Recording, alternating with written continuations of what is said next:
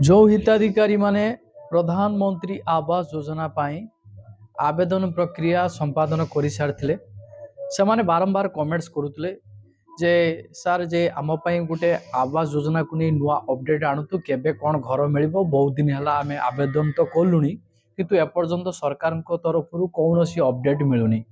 तो खास करी आपण मानक पई गोटे भिडियोटी नहीं आसी आवास योजना को नहीं अपडेट कौन रही आवास योजना को नहीं नुआ अपडेट ता सहित ओडिशा सरकार तरफ आपण मानक पई मध्य बहुत बढ़िया खुशी खबरटे रही कौन रही से खुशी खबर सबुठु बड़ कथा रही प्रधानमंत्री आवास घर पाइबापी हिताधिकारी माने बहुत दिन आवेदन कर सारे जमीक आपणकर सेल्फ सर्वे हो कि आपण एसोसिएट सर्वे माध्यम आपण पंजीकृत किंतु सरकार तरफ प्रधानमंत्री आवास योजना को नहीं कौन सी अपडेट मिल ना किंतु यही गोटे भिडियो रे मु आपण मानकर समस्त प्रश्नर उत्तर पूरा क्लियर करदेवी सेतिपाई आपण माने भिडियोटी को बिना स्क्रिप्ट रे शेष पर्यंत देखंतु जहा फल आपण जानि परिबे बुझी परिबे।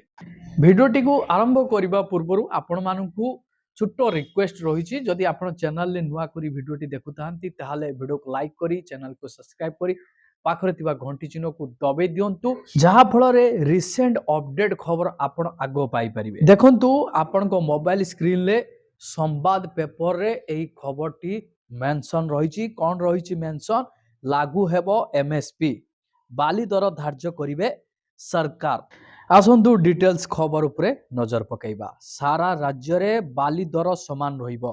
देखंतु आपण मानकर सबु राज्य रे बाली रो जो मूल्य रही पूरा समान रहिबो कम बेसी रहिबोनी एथिपाई राज्य सरकार बाली पाई एमएसपी अर्थात सर्वाधिक विक्रय मूल्य लागू करिवे।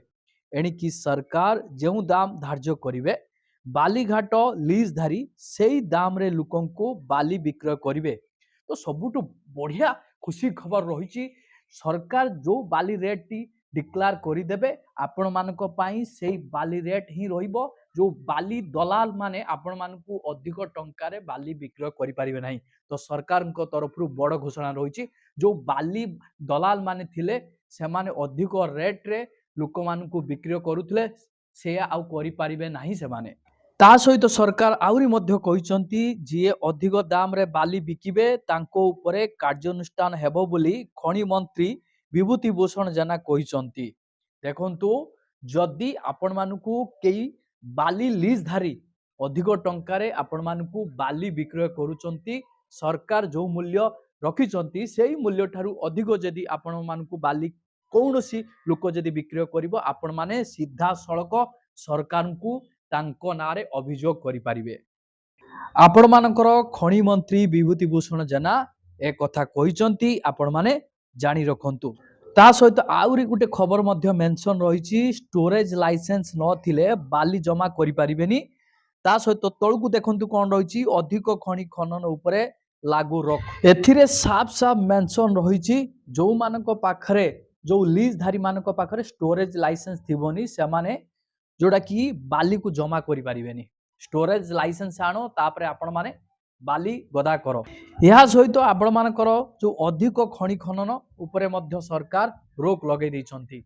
एते लोभी जो माने लीज धारी माने से माने खुली खुली पूरा प्रकृति को नष्ट करने को चाहूँगी। आपण मानक पई विपद आम मानक पई विपद समस्त मानक पई विपद रही जेतिकी से माने लीज नैछंती ता ठारू अधिक से माने खनि खनन करूचंती ता पई मध्य सरकार तरफ रोक लागी गला।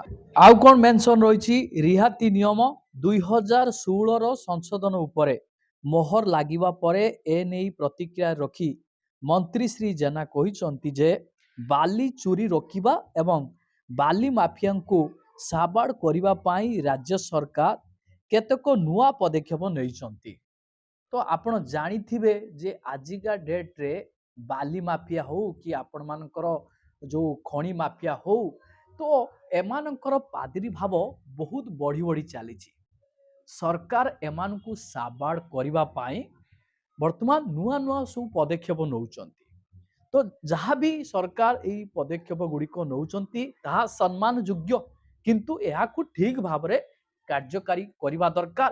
ଭାଷଣବାଜି ନୁହଁ ଯେ ଆପଣ କହିଲେ ଯେ ନୂଆ ନୂଆ ପଦକ୍ଷେପ ଏମାନଙ୍କ ପାଇଁ ନିଆଯାଉଛି, ତ ପଦକ୍ଷେପ ଗୁଡ଼ିକ କାର୍ଯ୍ୟକାରୀ ନିହାତି ହେବା ଦରକାର। ଜନସାଧାରଣ ମଧ୍ୟ ଚାହୁଁଛନ୍ତି। ଦେଖନ୍ତୁ ଏଣିକି ଇ ନିଲାମ ପରିବର୍ତ୍ତେ ଇ ଲଟେରୀ ମାଧ୍ୟମରେ ବାଲିଘାଟ ଗୁଡ଼ିକକୁ ସେହିପରି ବାଲି ମାଫିଆ ମାନେ ଘାଟ ସ୍ଥାନରେ ଗଚ୍ଛିତ ରଖିବା ସହ ଅଧିକ ଅଭିଯୋଗ ହେଉଥିଲା। ଦେଖନ୍ତୁ ବାଲି ମାଫିଆ ମାନେ କ'ଣ କରୁଥିଲେ, ସେମାନେ ସେଇ ସ୍ଥାନରେ ଯେଉଁ ବାଲିଘାଟ ରହିଛି ସେଇ ସ୍ଥାନରେ ବାଲିକୁ କ'ଣ କରୁଥିଲେ ନା ଗଦା ଗଦା କରିକି ରଖୁଥିଲେ, ଯାହାଫଳରେ ଲୋକମାନଙ୍କର ମଧ୍ୟ ଅସୁବିଧା ରହୁଥିଲା। ବହୁତ ଅଭିଯୋଗ ମଧ୍ୟ ଆସିଛି। ଯେତେବେଳେ ଅଭିଯୋଗ ଆସିଛି ସରକାରଙ୍କର ନିଦ ଭାଙ୍ଗିଛି। ସେଇଥିପାଇଁ ସରକାର ଏସବୁ ନୂଆ ପଦକ୍ଷେପ ନେଇଛନ୍ତି। ଦେଖନ୍ତୁ ଯେଉଁମାନେ ଆବାସ ଘର ତିଆରି କରିବେ ସେମାନଙ୍କ ପାଇଁ ତ ଏଇଟା ବହୁତ ବଡ଼ ଖୁସି ଖବର। ଆପଣମାନଙ୍କର ବାଲି ଶସ୍ତା ହେଇଯିବ, ପଥର ଶସ୍ତା ହେଇଯିବ, ଆପଣ ବହୁତ କମ୍ ମୂଲ୍ୟରେ ଏସବୁ ପାଇପାରିବେ। ଯାହାଫଳରେ ଆପଣ ଏଇ ପଇସା ଗୁଡ଼ିକ ଯେଉଁ ଅଧିକ ଟଙ୍କା ଖର୍ଚ୍ଚ କରୁଥିଲେ ବାଲି ଉପରେ କି ପଥର ଉପରେ, ତ ଆପଣମାନେ ସେଇ ଟଙ୍କା ଗୁଡ଼ିକୁ ଘରର ଅଲଗା କାମରେ ଆପଣମାନେ ଲଗେଇ ପାରିବେ।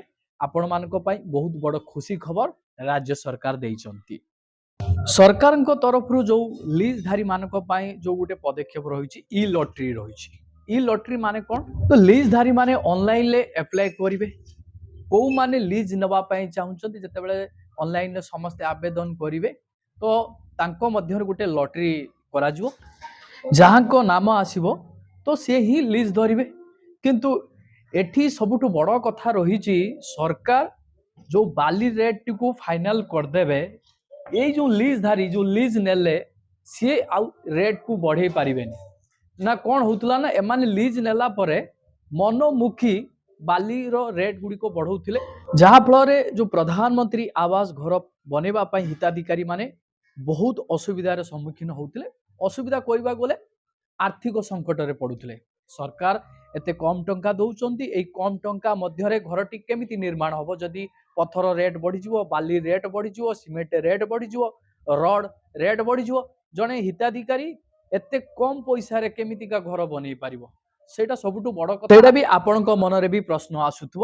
ଆଜିକା ଡେଟ୍ରେ ଯେଉଁ ଦର ଦାମ ବଢ଼ିଲାଣି, ବାପ ରେ ବାପ, ତ କେମିତି କ'ଣ ଚଳିବେ, କେମିତି କ'ଣ ଘରଟେ ତିଆରି କରିବେ ଜଣେ ଅଭାବୀ ଲୋକଟେ? ଏହି ଇ ଲଟେରୀ ସମାପ୍ତ ହେଲା ପରେ ଆପଣମାନଙ୍କୁ ଆବାସ ଘର ମିଳିବା ଆରମ୍ଭ ହୋଇଯିବ। କେମିତି ନା ଆପଣମାନଙ୍କ ପାଇଁ ଏକ ଲିଷ୍ଟ ଜାରି କରିବେ ସରକାର। ଏହି ଲିଷ୍ଟଟିକୁ ଆପଣମାନେ କୋଉଠି ପାଇପାରିବେ? ଆପଣମାନେ ବ୍ଲକରୁ, ପଞ୍ଚାୟତ ଅଫିସରୁ, ତା ସହିତ ପ୍ରଧାନମନ୍ତ୍ରୀ ଆବାସ ଯୋଜନାର ୱେବସାଇଟରୁ ଆପଣମାନେ ଏହି ଲିଷ୍ଟ ଗୁଡ଼ିକୁ ପାଇପାରିବେ। ସେଇ ଲିଷ୍ଟରେ ଆପଣମାନଙ୍କ ନାମ ଦେଖିବେ ଯେ ଆପଣଙ୍କ ନାମ ଅଛି କି ନାହିଁ। ଯଦି ସେଇ ଲିଷ୍ଟରେ ଆପଣଙ୍କ ନାମ ଅଛି ତାହେଲେ ଆପଣମାନେ PM ଆବାସ ଘର ପାଇବା ପାଇଁ ଯୋଗ୍ୟ ଅଟନ୍ତି।